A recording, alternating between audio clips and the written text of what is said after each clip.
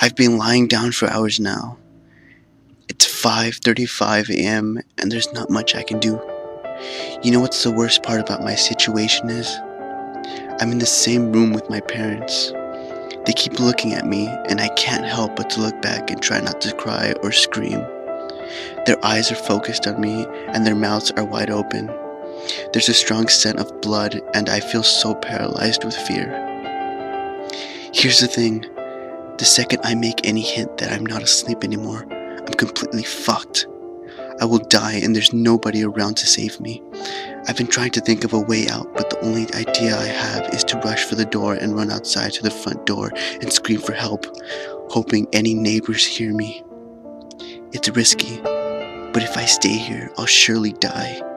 He's waiting for me to wake up and see his masterpiece. You're probably wondering what's going on.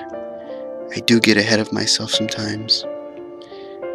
About 3 hours ago, I heard screaming from the other side of the house. I got up and went to check on the noise before realizing I had to use the restroom.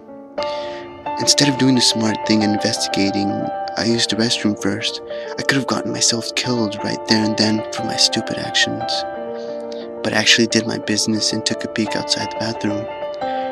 There was blood on the carpet. I got very worried and ran back into my room, hiding under my sheets like the pussy I was. I tried to convince myself to go back to sleep, that it was just some really vivid dream or something. But I heard my bedroom door open. Like the terrified child I was, I peeked from under my blankets to see what was going on. I could see something dragging my dead parents into the room. It was not human, I can tell you that. It was hairless, with no eyes and no clothing. It walked like a caveman, with its back slouched as it dragged my parents.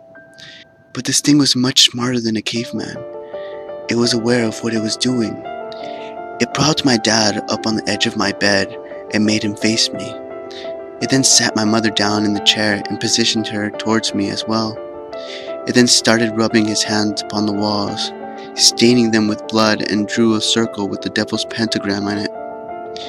This thing had made what it would probably call a masterpiece. To finish it off, it scribbled a message onto the wall that I could not read in the darkness. It then positioned itself under my bed, waiting to strike. The scariest thing is now, my eyes have adjusted to the darkness since then, and I can read the message on the wall. I don't want to look at it, because it's terrifying to think about. But I feel I need to see before I'm killed. I peek at the creature's masterpiece. I know you're awake.